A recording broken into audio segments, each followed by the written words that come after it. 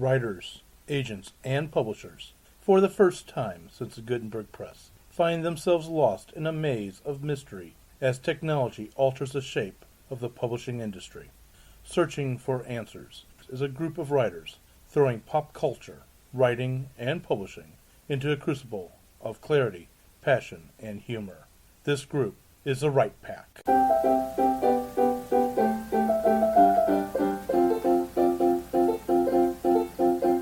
In this episode, Right Pack Radio is going to look at writing the arc.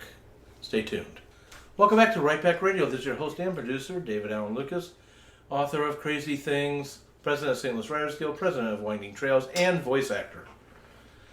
That's a lot to say at one time. And with us today is our lovely co-host. Hi, I'm Kathleen Kayembe. I write speculative fiction under my own name. You can find some of my work at Lightspeed Magazine and Nightmare Magazine. And I write romance under the name Kaseka and Vita. And you can't find that anywhere right now, but there is evidence that it exists. Oh, is it down? On the internet, there is evidence. The rights are reverted to me, but you can still see what you're missing. Gotcha. And also with us today is... Hi, it's Chanel Etienne. I write various types of fiction, including science fiction and fantasy. Brad R. Cook, author of many a steampunky kind of thing. Check out my latest Tales of the Gearblade. Out now. You can read the first episode for free. BradRCook.com. And the Tears of the Gearblade is for those who were killed by the Gearblade, right? Exactly. Okay. That'll be the next one. Just gave you a title right there. Can Fears be the third one in the trilogy? Can the fourth one be Here's? Like, Here's the Gearblade? There you go. Here's. No. Wow. Okay, moving on. The prequel is Here's the Gearblade. It's just a guy pointing to it, and that's the whole story. Okay, and also with us today is... I'm Melanie Lucas, current flu survivor, which might be overstating things a little bit. And at some point I'll get back to writing fantasy. Fedora Amos. I write Victorian whodunits like Jack the Ripper in St. Louis and Mayhem at Buffalo Bill's Wild West. And I'm president of Greater St. Louis Sisters in Crime. Also with us is the resident artist. I'm Jennifer Stolzer. I'm a children's book author and illustrator, constantly working in my fantasy world. You can start that journey by reading Threadcaster that you can find on Amazon under my name. And also coming to us via the internet is... I'm Ryan P. Freeman, and I write fantasy. I'm also an author marketer, and I am also quite recently the founder and president of the Animal Writers Guild. Yes, and congratulations. That is expanding the network of sister organizations that fall underneath the Missouri Writers Guild. Congrats. Yeah. Thanks. And today we're going to talk about writing the story arc, or writing the arc. Now, when I said story arc, I don't mean just story arcs themselves, but character arcs and so forth. So, can somebody first off tell me let's just cabbage head this really fast, make sure everyone's on the same page. What's the character arc, what's the story arc, and why do they matter? Anybody? Anybody's giving me a blank look. Usually I would cabbage head this. Fedora, you were going to say something though. Okay, I'll start. An arc is taking something from someplace to someplace else. And it can be a character, it could be a storyline, it could be the villain, it could be the heroine, it could be anything. But there has to be some progress in the course of the work for there to be a plot. So, David mentioned, plot arcs and character arcs, and those are, one of them is the growth of a character, or the, what do you call the opposite of growth? Or the stagnation of a character, or the sinking of a character. The degression of a character as well, like you would see in The Godfather as an example. Thank you. My English is gone today. This is going to be great. So, taking a character from one place to another, and there's also taking the plot from one place to another. Mm-hmm. And ideally, you will do both of them, and the arcs will work together to make something even better than just one of them on their own. Brian? I like to think of it as the intentional foreplanning of either a character's journey or a story's journey. Okay. So, if I use your definition, Ryan, it sounds like you had to be a plotter to do this. Yeah, that's just kind of my off the cut sort of take on it. I usually don't plot. I can only kind of decipher a plot for a character or a story after I've already written it. Then I can look. This story goes like this, or this character's journey goes like this, or maybe it doesn't. I need to work on it. That's how I go about it. When you started up, Ryan, I'm going to say you had 3 hands shoot right up, and they went in order of Kathleen, Jennifer, and Chanel. So I'm going to go Kathleen, Jennifer, and Chanel. It sounds like only people who are plotters can have arcs. I am a hybrid, and I am also a pantser. My stuff has arcs for characters and plots. It is entirely possible to have a character arc or a plot arc and not have meticulously plotted and planned everything out beforehand, because stories can grow organically no matter what type of writer you are. So your brain's going to figure that stuff out, whether or not it's conscious for you. I want to come back to that, but I'm going to let Jennifer and Chanel go first. Go ahead. Just saying that arcs, like, if you want to know what the arc is ahead of time, you need to be a plotter. But arcs are sort of just a part of story. And subconsciously, as a writer, the likelihood that you're going to write something that has no change in it, like, that's usually a deliberate choice, or a very sign of a story that needs to be edited greatly, in which case the arc would then come after you're done. So, arc is really what a story is. It's where it begins, middles, and ends for either a person or a series of events. And even if the arc is really shallow and weak, you'll still have one. You know, if the stakes in your story are, if I don't get into the science fair, I'll be sad, at one point you're either going to get into the science fair or be sad. So. Okay. Chanel? Well, as someone who is not a plotter and also considers myself fairly fond of character-driven story plots, you kind of, to say that you can't have or write a character arc or a story arc and not be a plotter is somewhat absurd. But And I'm sorry. oh no, that's sorry. But that being said, like Jennifer said, that you're gonna something's gonna happen, and ideally your character will end up being changed by it, because as human nature, you react to stimulus, and that is literally the entire point of your story, giving your character some sort of stimulus and having them respond to it. So by definition, something's gonna happen. Okay, I want to throw out a question. I've been grinning like the devil over here because you be starting stuff with. I'm being starting stuff on with this purpose. question, and on purpose. You're right, and I'm loving every second of it. And before I get there, let me just say the character arcs and story arcs can happen across one book or across an entire series, and I really want to ask this towards an entire series. So I want to set that there. Number 2, every book in a series needs to be itself. So even though you got a story arc that's crossing across 2, 3. Oh, and by the way, movies. Oh no! Don't start this. And movie-wise, like Star Wars. Don't start this with me. I have so many things to say about I know you do. I'm just going to say the stories movies 1 through 6 were novels and there were movies in and of themselves, but there was an arc across 1 through 3 and an arc across 4 through 6.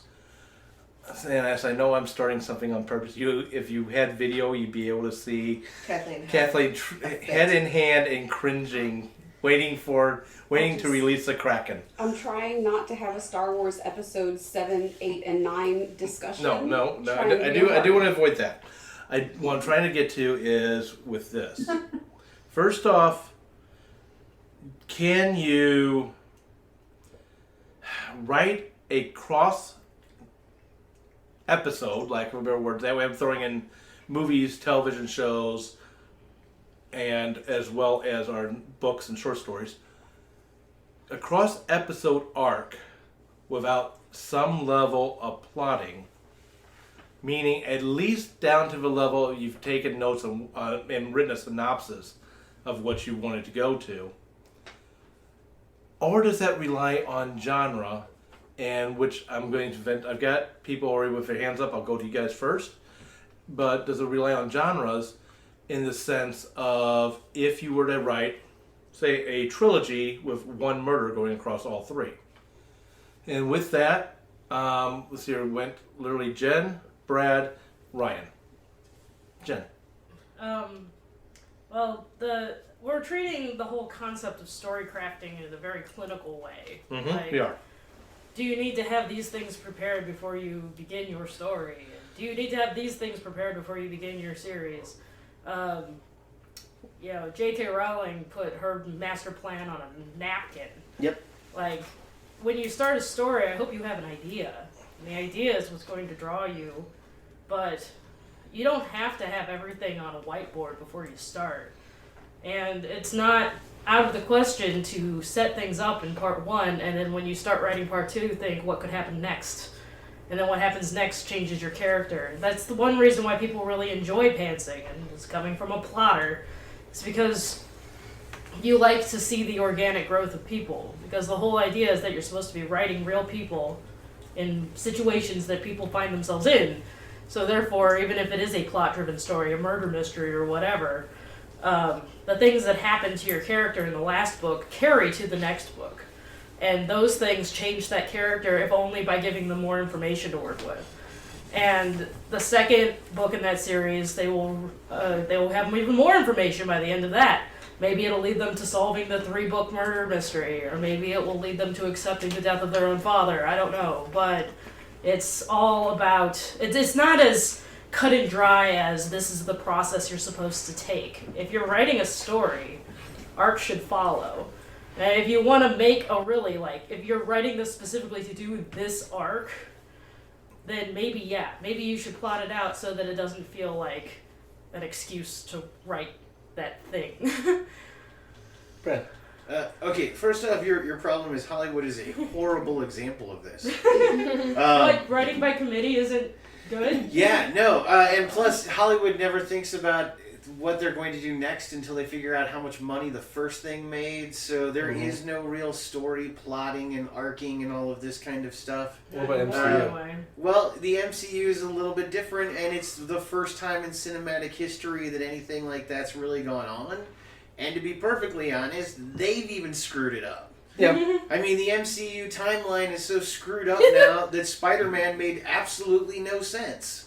So it's the kind of thing where, even if you have all of this ahead of time, you're still going to mess it up. So just know that there is definitely the notion of having to go back and fix your own timelines and your own stories for your arcs. But the reality is that, yes, when you sit down and you start crafting an idea, you should start thinking about the arcs of your character and your story and your series. I would argue that most series have well expanded beyond their initial arcs. You don't have to argue hard for that. Yeah, exactly. Why? Because most people plan for a small number of books, and if they do go big, then no one planned for 14, 15 books in a series. No one thought of that and was I know exactly for Alibi? the way they're going to go. Yeah, I think they missed the draft in there. Yeah, I was going to say. I'm sitting here waiting. I swear that book 11 or book 9 or something like that is a rehash of book 5 or something along those lines. But anyway. No, you're just pulling those numbers right out of thin air. Oh, totally. But Not I guarantee any you I'm illusion right at all. in some series. But yeah, so this is the kind of thing. But yes, it is the kind of thing where you're going to think about these kinds of things. You're going to want to consider them. You're going to look at them. But like everything in writing, nothing is set in stone. It's all editable. Fedora and then Jen. I have Jen, go for it. I have a direct example of a case study of what Brad was just talking about. For all long-time listeners will know that I had a long and involved relationship with the Skullduggery Pleasant series. The Skullduggery Pleasant series by Derek Landy started as one book. It was just Skullduggery Pleasant. That was the one book. And it was a kind of an off-the-wall premise, skeleton detective in fantasy Ireland. And they didn't think it was going to go much further outside Ireland. But then it caught on in the rest of the British Isles. And it was like, oh, well, okay, Derek, now write a trilogy. And he's like, so I got to come up with 2 more? So he came up with 2 more books to complete a trilogy. And there's an arc that goes through all those 3 books. The first book feeds into those, but is not a perfect thing because there wasn't planned to have 3 when he wrote the first book. First book is nice, short, promise for more if you want it, that kind of thing. The 3 books went well and he thought, phew, I'm done. And they said, no, keep going. As a matter of fact, write another 6. Yeah. So now he has a 9-book series, and you can feel him in book 4 groaning as he's trying real hard to think of stuff to do as he establishes this big thing. And that's, it kind of follows by villains. Like, the first book has one little villain. That's just one little villain. The second, the trilogy, they run into, like, Lovecraftian villain gods. And you think that's the biggest thing they're going to come up with. How's he going to top it? He had no idea. So he invented some sort of... He invented a new Lovecraftian betrayal god. and just built up to that for all of the books with little plot stories in the middle there. And now, on top of all that, they've come at him and he's going to be writing 3 more. So the 10th one's already out and he's working on the 11th one. And I don't even know what they're about yet because I haven't read them because they're in Ireland. But it just goes to show you that there is an arc there. Like, he thought I had to find an arc, but he had to find it at certain points in the story. So there's my example of sort of plot pantsing. I have a counterexample for that. Counter? Are you... Counter example? Of actually it being plotted out ahead of time. The arc, I mean. Okay. That was Jim Butcher's The Codex of Alexandria series. I can tell reading it, he had the final plot arc. Reading the entire series, he knew when he started book 1, maybe not everything that was going to happen, but he knew where the characters were going to end up in the last book, which was, I think, book number 5, if I have the numbers counted right. Because he starts, spoilers, minor, starts out with a very powerless, it's a hero's journey. Starts out with a very powerless character. Throughout each book, the character becomes more and more powerful, and by the end of the last book, he is literally king of his particular universe. And it's like, okay, then that's the series over. Now, if he wrote another book, I would know that that was not planned. But the point is, he started with this powerless character. The character evolved both in physical power and mentally, psychologically, from a boy to a man. And, you can tell he had that planned, at least in broad strokes. I'd like to speak to a mystery series, which might be a little bit different.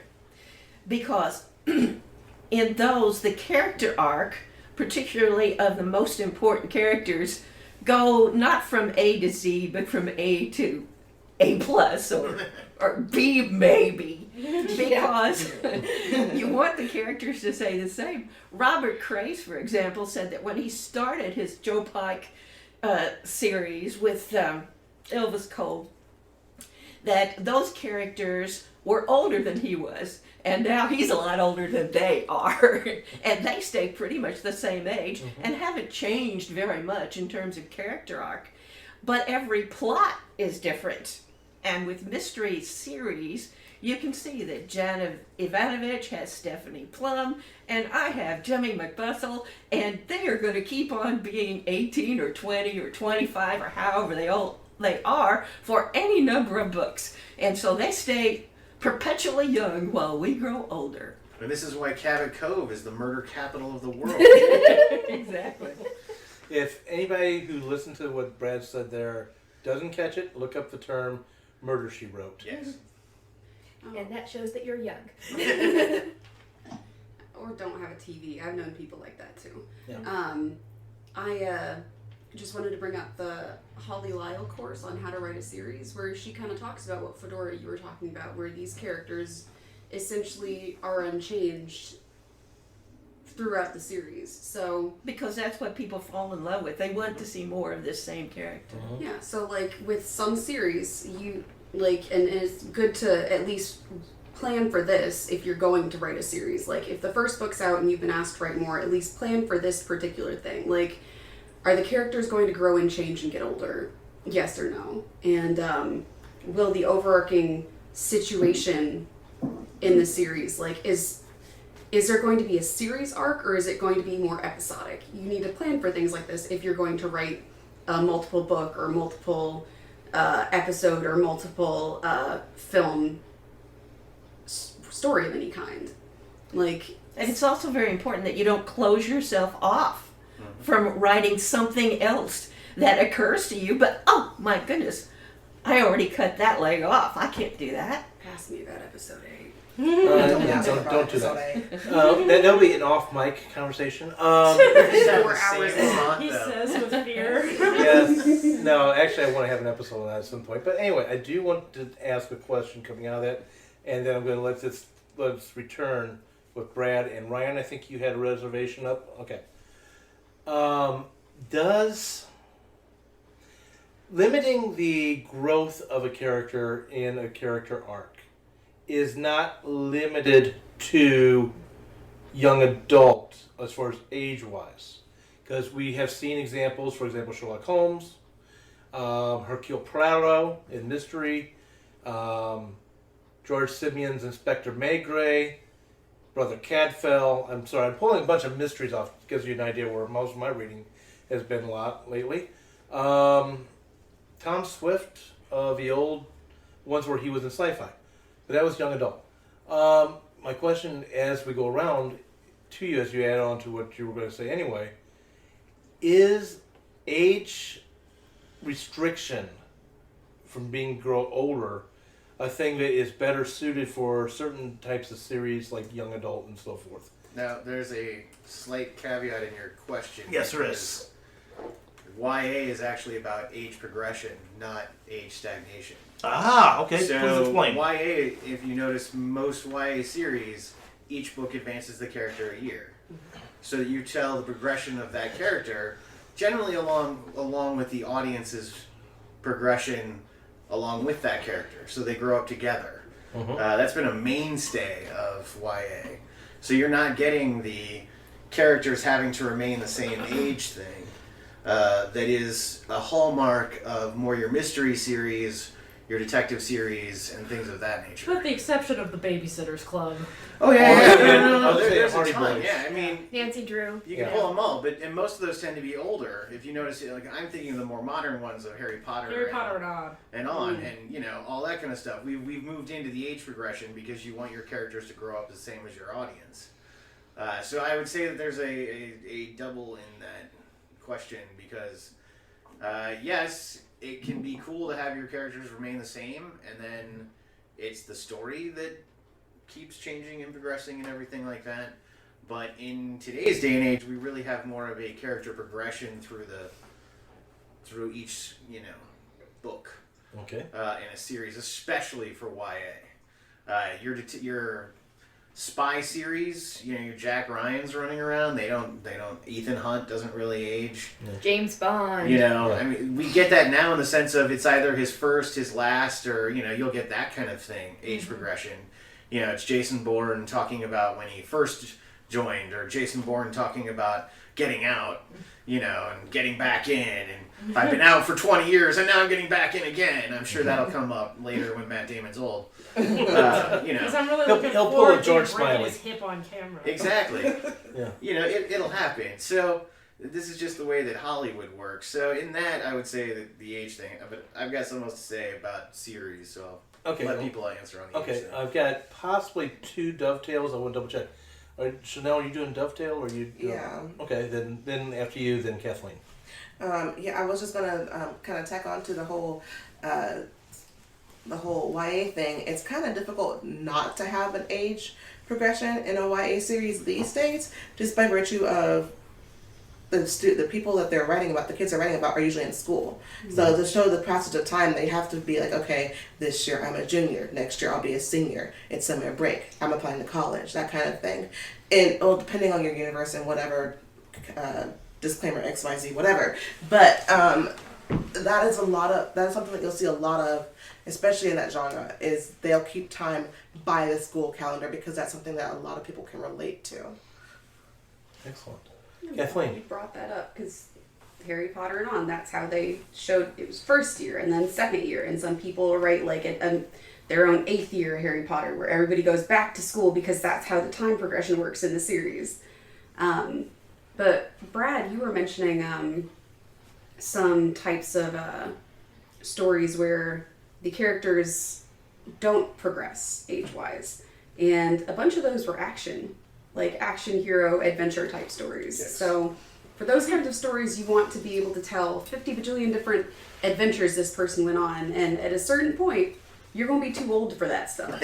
Like, you will be too old. So you kind of fix that kind of character in that sort of age and in that sort of emotional state and like life situation, because you want to be able to write more episodic adventures. The point is not a series arc so much as individual story arcs where the character is at the end returned to more or less the same spot where they began, because then you can write another one and you don't have to worry about continuity or anything else.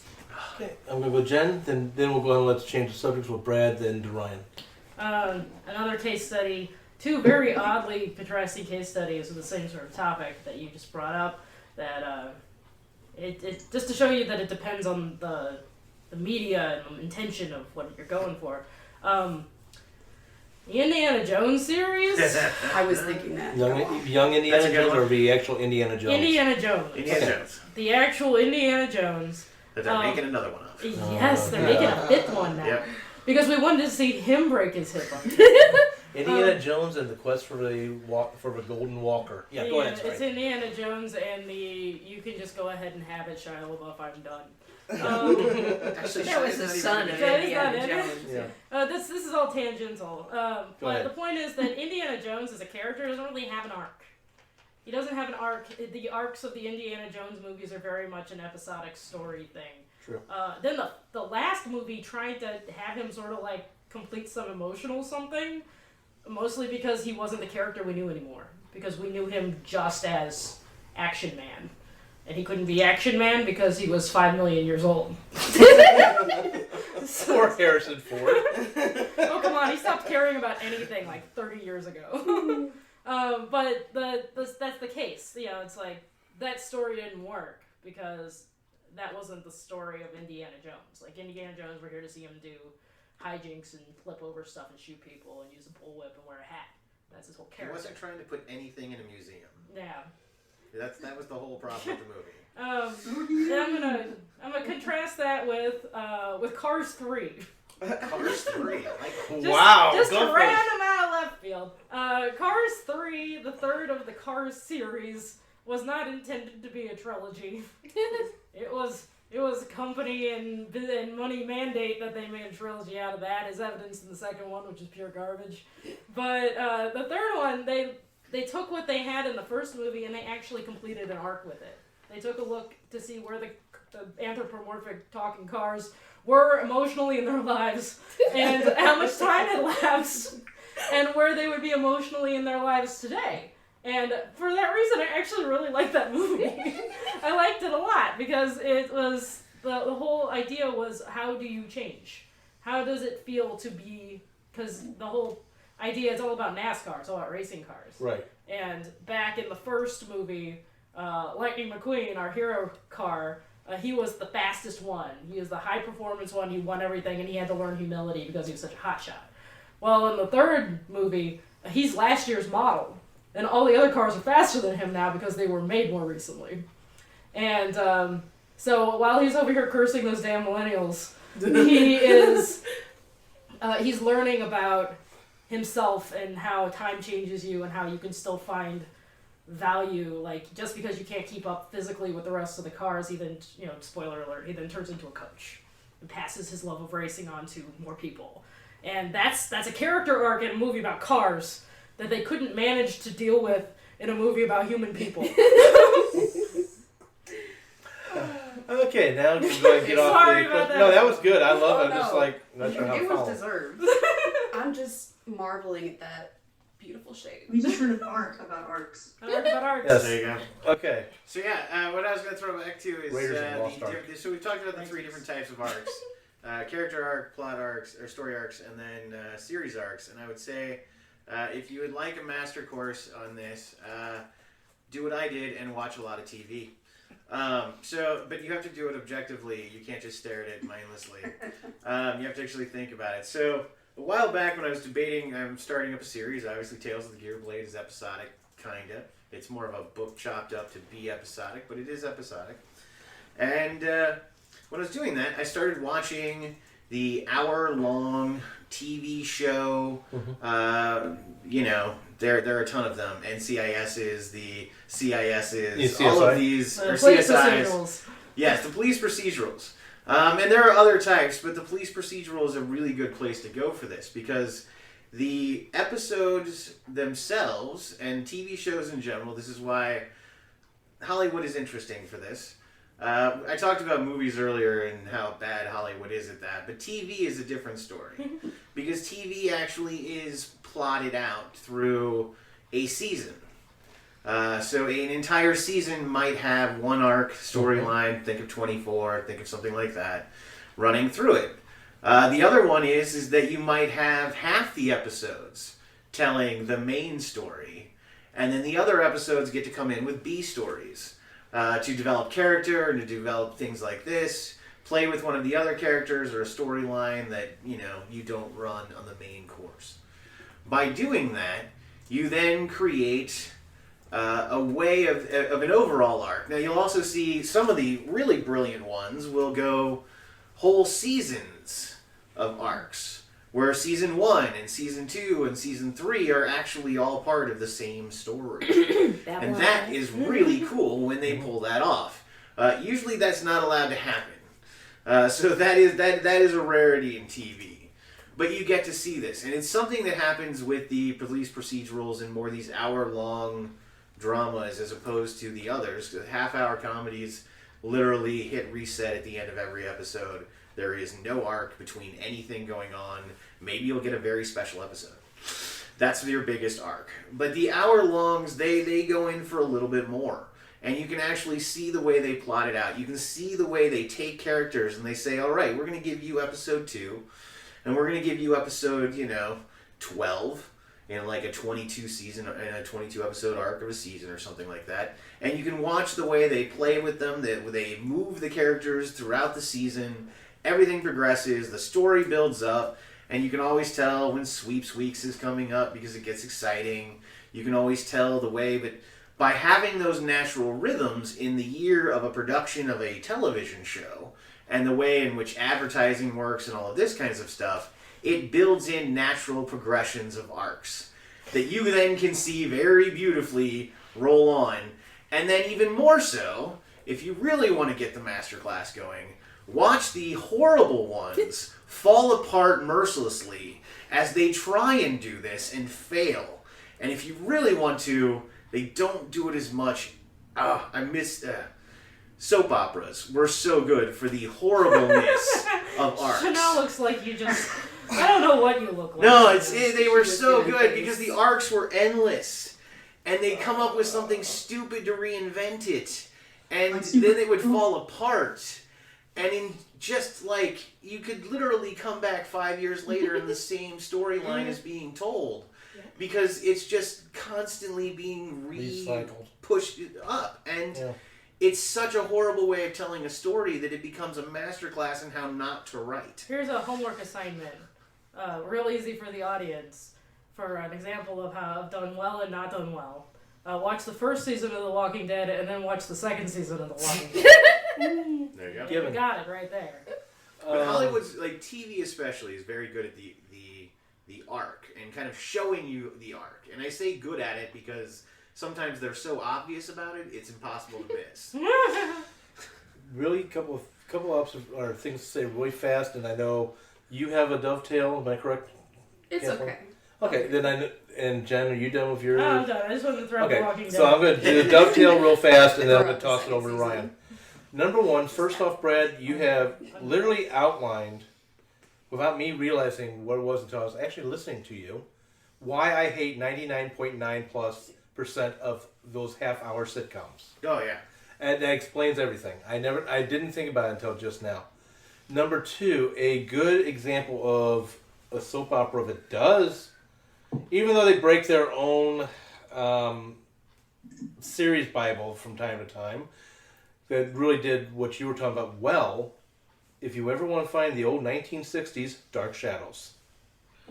And I do mean the one that Johnny Depp grew up on, wanting to play Barnabas, not the movie. Not the one where he actually did play Barnabas. Yes. Johnny, Roy, that was what you did? Okay, moving Don't talk on. to Johnny Depp. We've stopped talking to him. Yes. Okay, Ryan?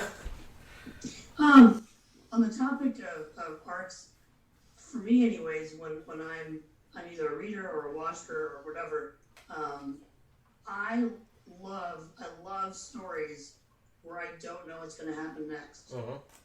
Because I feel like a lot of the times with a story arc, I'm really good at figuring out the typical progression. I know what's going to happen next. This is what happens next. Cue, okay, there it is. And so I really enjoy shows where I know it's cliche to say that anything can happen. Like, the reason that I got hooked on, example, Game of Thrones was because literally anything can happen. No one is safe. Babylon 5. Anyone can die. Babylon 5 tells you exactly how it ends in the first season. Yes, it does. And, Right. yeah, like that, and like I really enjoyed watching Battlestar Galactica, the new one, because I didn't know what was going to happen, and there wasn't really a way for me to figure out what was going to happen. That's because there was a writer's strike in the middle. Yeah. Yeah, well, that really threw the ball up in the air. Yeah. And anything in the 2000s, you have to take the writer's strikes into account. Right. Yeah. Well, but that almost became a part of the story, which is kind of cool. But I feel like, so when it comes to me creating, my goal is to have that same sort of unpredictableness, because I really enjoy it. I really love it. Okay, I love Order of unpredictableness. Dovetails, Brad, Kathleen, and then Fedora. Yeah, I love the unpredictableness, but it comes down to whether or not it's a twist or you're just twisting it for twisting its sake, or if it's actually an unconventional thought. Because, perfect example, I'm going to throw out Girl on the Train. Girl on the Train? Yeah, Girl on the Train. The Emily Blunt movie, it was a great book and everything like that. Went into it, 5 minutes in, I'm like, okay, I'm cool. About 10, 20 minutes into the movie, I don't know exactly what point, I'm like, oh, crap, I know the killer. And then I'm like, now wait a second. Now they're trying to tell me this person's the killer. I really hope that's not the case. And I'm really hoping they're flipping this on me. And then it became, I really hope it's this twist. Or it's this twist. And it wasn't any of those twists. It was the exact same thing that I had thought of 20 minutes into the movie. And I was right. And I'm sitting here going, now everyone talks about this book being like super crazy and into it and very cool and everything. And I was like, I was kind of down for that. But, so that's my thing about it being unconventional. It has to actually be unconventional and not just twisting for twisting's sake. See, I thought you were going to bring up Lost. No. I had no idea what it's doing the entire time. Yeah. That was J.J. Abrams. That's a different story. That's just having no clue where you're going and just writing to write. Like you walked into your writing room that day and wrote about flowers, and the next day you came in and wrote about penguins. Yeah, same story.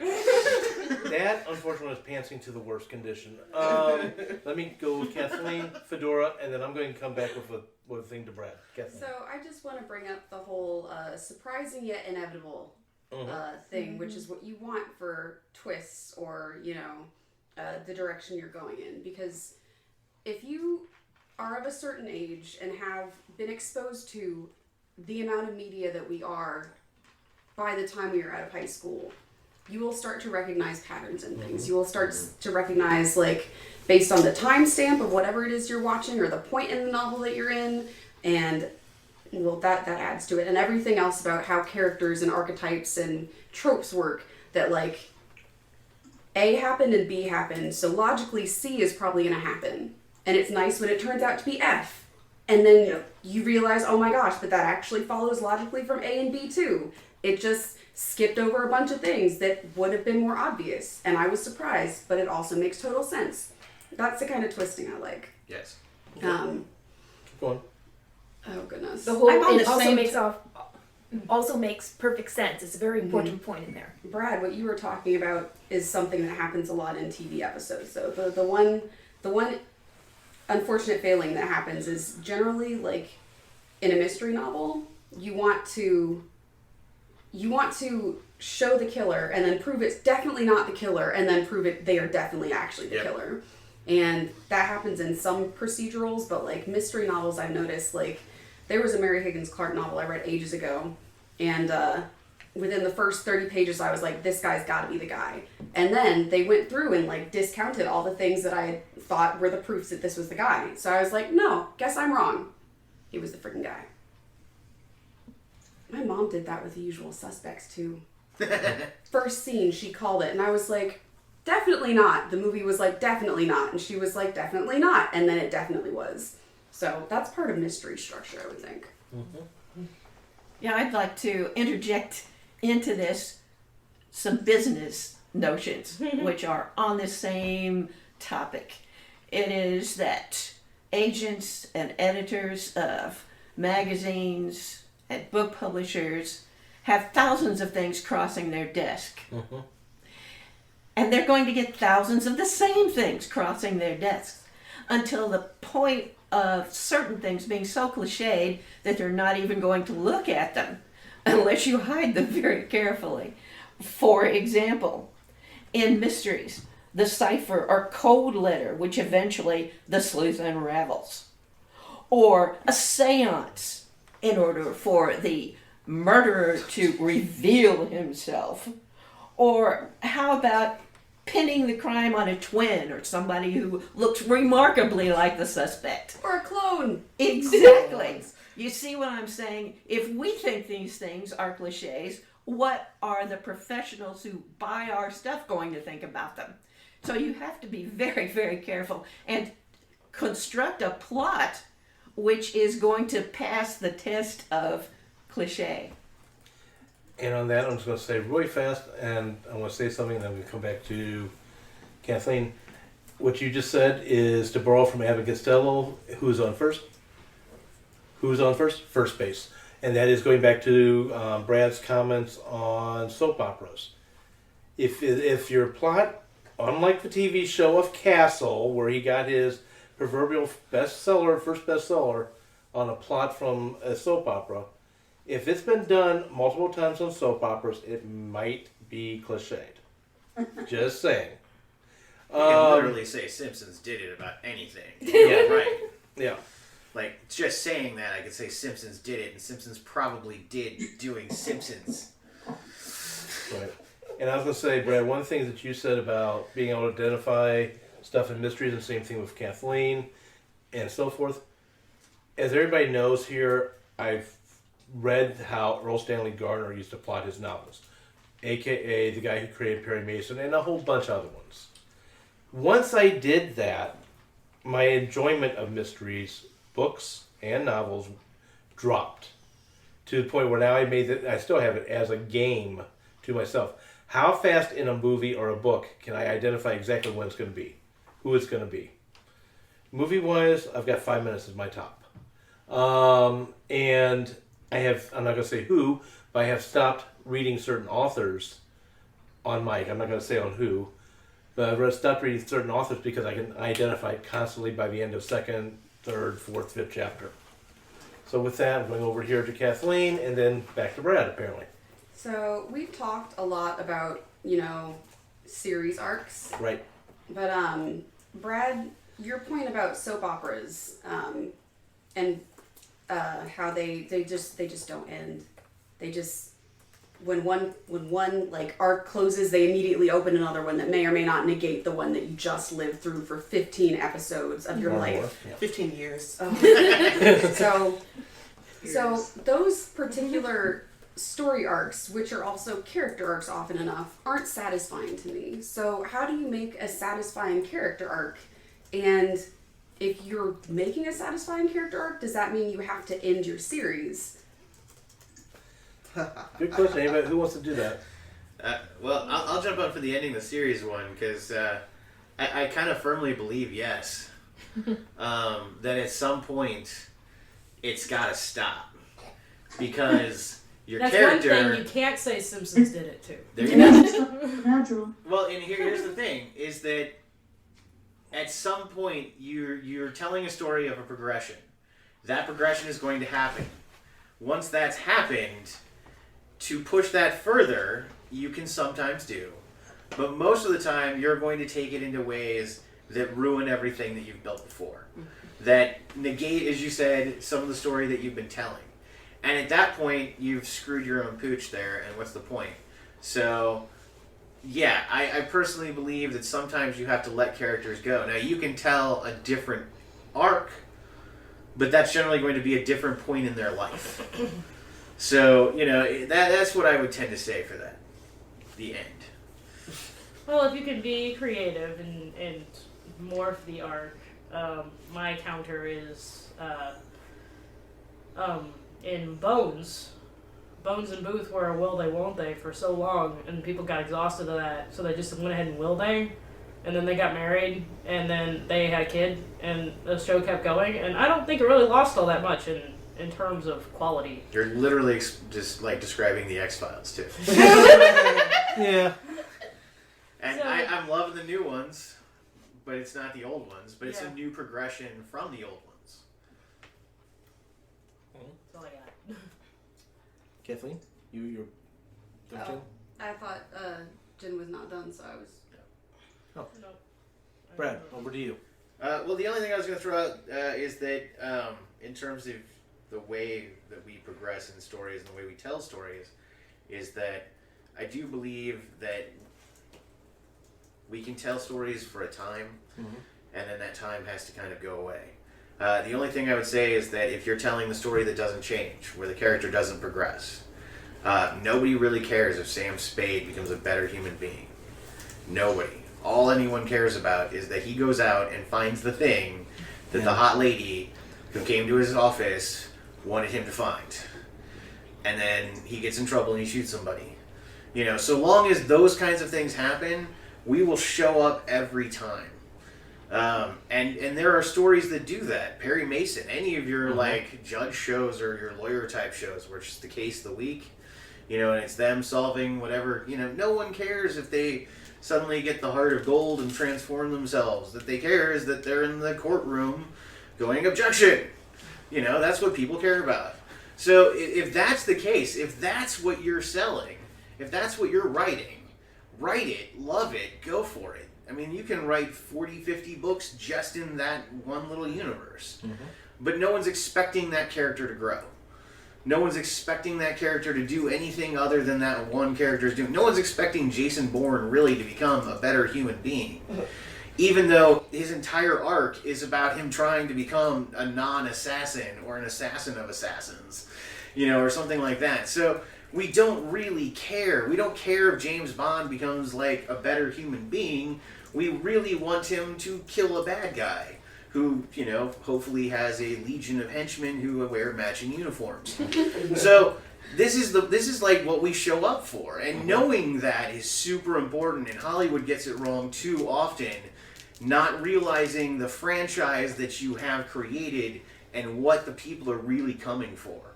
But know that you're going to write that ahead of time, and then don't worry about a character, growth. Okay, I want to add just one thing okay. to what I was coming Brad to had you, say. but I was to make sure. I And was good. it's that, no, we don't necessarily care if they change, but we do want to see more of them in depth. And so I think that often constitutes the character arc of a character that we all know very well. We get to see some other glimmer of something else that this person is, and that has to be interesting, needless to say. And that's how I think that's how you get away from progression of the character. Exactly. Just showing It's new more in-depth. levels, new, avenues of their personality. Okay, first Chanel and then Ryan. To add on to that, one thing to consider is that growth is very rarely so straightforward. like we're using the term character arc as in you start some in place A, you end in place B, but very rarely do people start, by hating puppies and end with loving puppies and wanting to adopt every dog in the pound. It's usually very meandering, and people have setbacks. People grow in sideways directions. People spiral back and have relapses. People's personalities and character arcs are not going to be so straightforward all the time. So that's something to consider in terms of keeping a character arc interesting. And that's why she writes literary. Wow, and on that note, we now end the show. No, keep going, Brian. The other kind of boat I wanted to throw into the mix that I was just thinking about. I don't know if anybody here has read The Last Wish, or the first book of the Witcher series. I do not. I have not. It's written achronologically, which I love. And so when it comes again to an arc, you're thrown, like, the arc is there, but imagine telling that arc like out of sequential order. And I find it fascinating because the book starts with the Witcher, this character who is Geralt, who is awesome. He's already, 100 stat everything kind of character. Again, he's still fascinating to kind of watch go into action. But then, as you turn the page and you go to a couple chapters in, suddenly you see him, and it's somewhere in the middle of his story, and like somebody that that he mourns about in the first chapter is alive and talking to him in the next one, and it brings you into this bigger world. And I think maybe one day I might try to write something like that, because the idea of taking an arc that you've made and then purposefully disassembling it and reassembling it into a different order is just fascinating. Okay. Anyone else? Well, okay. In that case, I am going to let Ryan have the last word on story arcs and character arcs, unless anyone's got any final statements. In that case, oops, go for it. Good save. It's okay to write just one book, and Yes. it's also okay to be done with a set of characters in one book and go to a different set in your next book. It's really okay. And Just don't break what you had in the first book, guys. And to add with what you just said, because you just made me you just reminded me of something Fedora said earlier. Don't believe you just cut off a certain leg, but you can't write a different story or a different series. You're the writer. You're the creator. Stick to it. And on that note, have a great week writing.